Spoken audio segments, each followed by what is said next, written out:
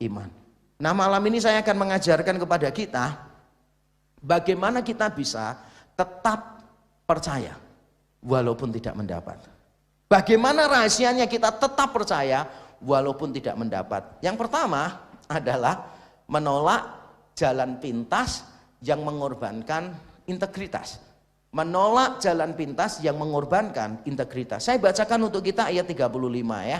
35a itu keren banget, kita semua suka. Ibu-ibu telah menerima kembali orang-orangnya yang telah mati sebab dibangkitkan. Keren. Tapi berikutnya apa? Tetapi orang-orang lain membiarkan dirinya disiksa dan tidak mau menerima pembebasan supaya mereka beroleh kebangkitan yang lebih baik. Mereka tidak mau menerima pembebasan. Nah, ini semua sebetulnya berbicara tentang masa-masa antara perjanjian lama selesai dan perjanjian baru dimulai. Ini bicara tentang sejarah. Maafkan ya, saya sadar orang Indonesia paling tidak suka sejarah. Orang Indonesia paling suka gosip. Kalau sejarah pasti kita semua berkata, mata pelajaran sejarah apaan sih?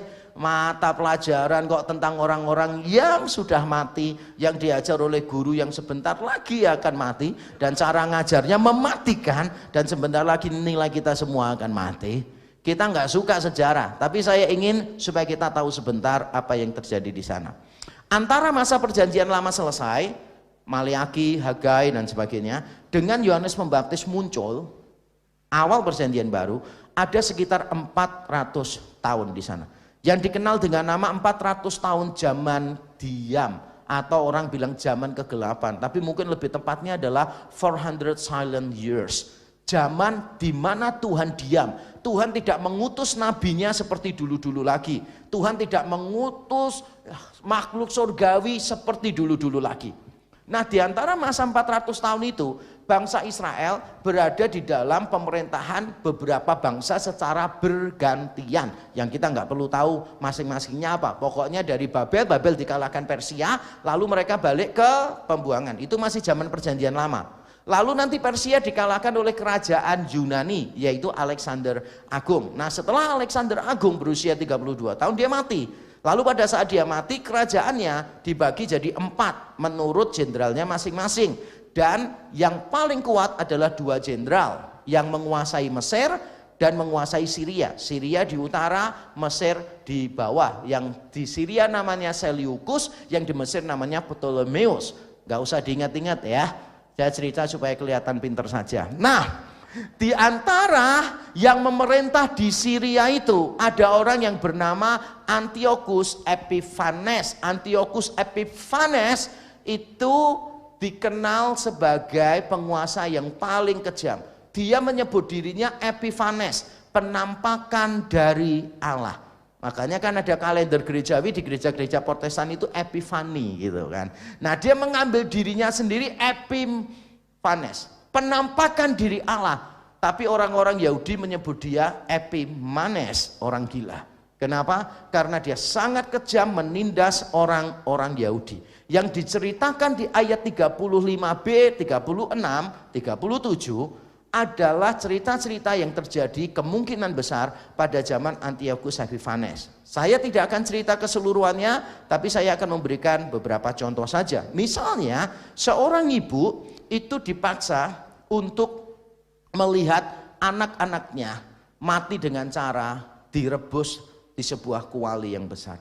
Karena ibu ini menyunatkan anak-anaknya sesuai dengan iman Yahudi yang dia percayai, dan sesuai juga dengan keyakinannya dia bahwa dia lebih mengasihi Tuhan daripada yang lainnya. Ada beberapa orang yang memiliki hukum Taurat, kelihatan sekali memegang Taurat atau mengikuti arahan-arahan dari hukum Taurat, mereka harus menghadapi pembunuhan, penganiayaan. Bahkan pada waktu bangsa Yahudi berperang melawan penguasa yang lalim ini, penguasa yang lalim ini sering kalah karena gerilyanya itu luar biasa, ciamik sekali, susah untuk dibasmi. Pokoknya tiba-tiba datang turun gunung, pegawai-pegawai tentara-tentara Yunani yang lewat langsung dibunuh, mati. Naik lagi hilang, dicari-cari nggak ketemu. Nah, suatu ketika penguasa dari kerajaan Seleucus ini mereka berpikir begini, wah ini bagaimana ya cara ngalahkan orang-orang Yahudi yang memberontak ini, ciamik-ciamik kalau perang, susah dikalahkan. Lalu mereka punya ide, idenya apa? Menyerang pada hari Sabat. Mereka menyerang pada hari Sabat dan ratusan orang Yahudi membiarkan dirinya dibunuh. Karena mereka tidak mau melanggar hukum Sabat. Mereka tidak mau bekerja apapun, mereka mau beribadah kepada Tuhan. Masalah ini terulang sehingga mereka akhirnya mendiskusikan dan ini menjadi bahan perdebatan. Apakah kita akan begini terus? Ataukah kita lawan saja? Akhirnya mereka memutuskan demi kemenangan bangsa Yahudi, mereka akhirnya melawan kalau diserang pada hari Sabat. Nah, saya tidak ingin mengajak Bapak Ibu Saudara berdebat tentang ini benar atau salah nih, bijaksana atau tidak bijaksana. Saya hanya memberikan contoh-contoh, segelintir contoh bagaimana orang-orang percaya pada waktu itu membayar imannya dengan nyawa. Ketika mereka ditawarkan pembebasan jalan pintas, mereka tidak mau. Makanya tadi disebutkan mereka menolak pembebasan itu. Padahal kalau saudara lihat ya tokoh-tokoh Alkitab itu kan anak janda Sarfat dibangkitkan. Bahkan Sadrak, Meshak, Abednego aja yang mengatakan walaupun kami mati kami tetap akan percaya kepada Allah. Akhirnya kan diselamatkan oleh Allah. Orang-orang ini ternyata tidak diselamatkan. Ribuan orang percaya pada masa-masa itu mati karena imannya. Tapi apakah mereka sebagai orang-orang yang kurang beriman? No. Justru itulah yang membuktikan iman mereka. Orang yang beriman adalah orang yang menolak jalan pintas kalau itu mengorbankan identitas. Amin. Kok aminnya kurang legowo itu rasanya. Justru orang yang beriman itu adalah orang yang menolak jalan pintas kalau itu mengorbankan integritas. Ditolak. Tapi aneh, orang-orang Kristen di satu sisi doanya begini, saya percaya Tuhan akan memberkati bisnis saya. Pak, saya percaya bisnis saya ada di dalam tangan Tuhan. Tuhan yang akan bekerja membuat bisnis saya berkembang. Tapi di dalam dunia bisnis, jalan pintas diterjang terus, diterjang terus, diterjang terus. Bahkan sampai mengorbankan integritas. Is that what you call faith? No, that's not faith. Itu bukan orang yang percaya. That's not a believing person. Itu namanya orang yang oportunis. Seolah-olah Allah itu nggak sanggup memelihara kita kalau kita tidak mengambil jalan pintas. Saya tidak naif. Dunia ini kotor. Saya tidak naif. Saya tidak naif. Sangat sulit menjaga diri kita 100% bersih. Saya pun juga tidak munafik. Kadang saya juga tercemar. Tapi yang saya maksudkan adalah apakah kita itu punya by default itu apa ya? Settingannya. Settingan kita itu selalu pertama kali menolak jalan pintas kalau mengorbankan integritas. Apakah settingan awalnya itu? Atau settingan awal kita selalu cari jalan pintas walaupun mengorbankan integritas. Kalau saya biasanya memberikan ilustrasi seandainya ada tanah kotor, becek. Gitu. Kita pakai celana panjang. Yang kita lakukan apa? Saudara bisa punya dua cara. Yaitu saudara akan jalan seolah-olah percuma hati-hati ataupun dengan sembrono. Gak ada bedanya. Karena atau pada akhirnya akan kotor. Itu bisa jadi opsi saudara. Tapi juga bisa saudara itu akan menggulung celana panjang saudara dan berjalan sehati-hati mungkin. Tetap kotor gak? Tetap, tetapi saudara sehati-hati mungkin. Dan itulah yang mungkin diharapkan di sini. Saya tidak munafik, saya tidak naif. Kadang-kala kita nggak bisa bersih 100%. Saya iri dengan tokoh-tokoh iman yang disebutkan di sini. Saya mengakui iman saya belum seperti mereka yang berani mengorbankan nyawa loh, bukan cuma keuntungan. Nyawa, bukan cuma harta. Tapi nyawa mereka korbankan. Mereka menolak jalan pintas. Diberi kebebasan. Kalau kamu menyangkali Yahweh YHWH, maka aku akan menyelamatkan engkau. Kalau engkau berhenti melakukan ini, maka engkau akan dibebaskan. Mereka menolak semua jalan pintas.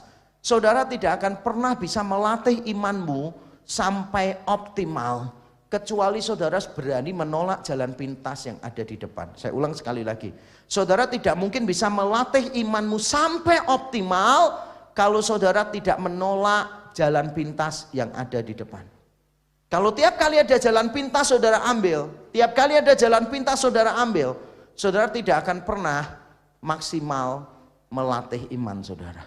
Justru iman dilatih pada saat saudara menolak jalan pintas.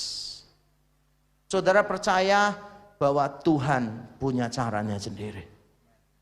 Jangan selalu melihat sesuatu yang enak itu sebagai sebuah kesempatan, saudara. Kita harus punya integritas di dalam diri kita. Beberapa bulan yang lalu, mungkin Bapak Ibu saudara tahu saya operasi mata karena kena masalah mata, saudara. Saya sebetulnya sudah didiagnosa, saya sudah tahu sih bahwa saya bermasalah matanya. Tapi waktu itu saya juga kena COVID-19. Saya sebetulnya bisa punya pilihan begini, ya sudah langsung ke dokter mata, tidak usah bilang kalau saya COVID-19. Toh dokter sudah resiko kok pekerjaannya begitu. Toh mata saya juga perlu ditolong, kalau nggak cepat ditolong tambah parah. Bisa nggak? Saya mikirkan begitu. Bisa. Terlintas nggak di pikiran saya? Terlintas. Tapi lalu saya bilang kepada istri saya, tapi saya tidak akan mengambil jalan pintas itu. Karena itu merugikan dokternya. Saya tidak tahu dokternya punya orang tua di rumah, dokternya punya cucu, punya anak. Saya nggak mau meresikokan mata saya, meresikokan orang lain gara-gara mata saya. Lalu saya tanya beberapa jemaat yang dokter, seandainya ada pasien seperti saya, yang kamu harapkan sebagai dokter apa? Dalam kondisi seperti ini, dia bilang gini, ngaku terus terang Pak, kalau dokternya mau terima puji Tuhan. Oh ya sudah. Akhirnya saya telepon beberapa dokter mata di Surabaya, istri saya jelaskan, suami saya kena COVID-19, bisa enggak diperiksa? Online aja ya, online aja ya, online aja. Enggak ada yang mengizinkan. Udah dicoba beberapa kali, tidak semua. Beberapa dicoba, akhirnya saya ngambil kesimpulan, ya mungkin semua dokter akan begitu kali ya. Saya tidak menyalahkan. Saya bukan orang yang tipenya judgmental, menyalahkan mereka dan sebagainya, enggak. Akhirnya benar, karena saya menunda-nunda, menunggu sembuh, kondisi mata saya itu tambah parah. Yang harusnya itu cuma butuh di laser, harus butuh operasi. Dan kalau operasi menderitanya setengah mati, saya harus tunduk 2 minggu. 2 minggu itu saya harus tidur tunduk, ngapa-ngapain saya harus tunduk terus. Jadi saya selama 2 minggu itu melanggar firman Tuhan. Harusnya kan istri tunduk kepada suami. Saya suami tunduk kepada istri. Bahkan kalau saya ngomong jalan gini, istri saya selalu bilang, tunduk, tunduk, tunduk. Saya lebih tunduk lagi gitu. Nggak nyaman, nggak nyaman. Lalu selama saya operasi itu, saya harus memberikan penjelasan di medsos. Bukan karena apa? Karena ada banyak acara yang saya batalkan, dan acaranya acara-acara besar. Daripada saya jawabin satu persatu, lebih baik saya kasih pengumuman di medsos bahwa saya tidak bisa mengisi semua webinar itu kena masalah mata. Dan saudara tahu, begitu saya umumkan, banyak orang itu langsung datang ke rumah, melakukan transfer dan sebagainya. Sampai akhirnya saya harus memberitahu mereka satu persatu bahwa uang untuk operasi sudah cukup. Saya tidak mau menerima lagi uang untuk operasi. Padahal kalau saya nggak bilang, mereka juga nggak tahu. Kalau saya terima terus, juga mereka nggak keberatan, bener nggak sih? Tapi saya tetap berkata tidak. Mereka digerakkan Roh Kudus untuk menanggung biaya operasi saya. Dan biaya operasinya udah penuh. Saya tidak pantas menerima lagi. Beberapa yang mau transfer saya bilang jangan. Beberapa yang kasih saya kembalikan. Kalau kamu digerakkan hanya untuk memberi biaya operasi saya, dan biaya operasi saya sudah cukup, saya akan tolak. Itu namanya integritas. Orang lain nggak tahu. Tapi itu namanya integritas. Saya dititipin orang puluhan juta, Pak ini untuk gereja. Saya bilang oke, nanti gereja kirim surat ya. Loh nggak usah Pak, saya percaya sama Pak Yakub. Saya bilang bukan begitu ceritanya. Kamu percaya ke saya bagus, tapi saya tetap harus menunjukkan saya orang yang bisa dipercaya. Jadi Bapak harus kasih inisial apa, kode apa, supaya nanti ucapan terima kasihnya Bapak bisa tahu. itu dari gereja jumlahnya berapa? Saya ingin memastikan bahwa sebisa mungkin kalau namanya kita beriman, percaya Tuhan pelihara kita, berarti kita menolak jalan pintas yang mengorbankan integritas. Amin. Itu cara pertama. Bagaimana kita bisa tetap percaya walaupun tidak mendapat, yaitu kalau kita menolak jalan pintas, kalau itu mengorbankan integritas. Yang kedua caranya adalah kalau kita menyampahkan dunia. Di ayat yang ke-38, saudara, ayat 38 itu ada satu kata yang menarik.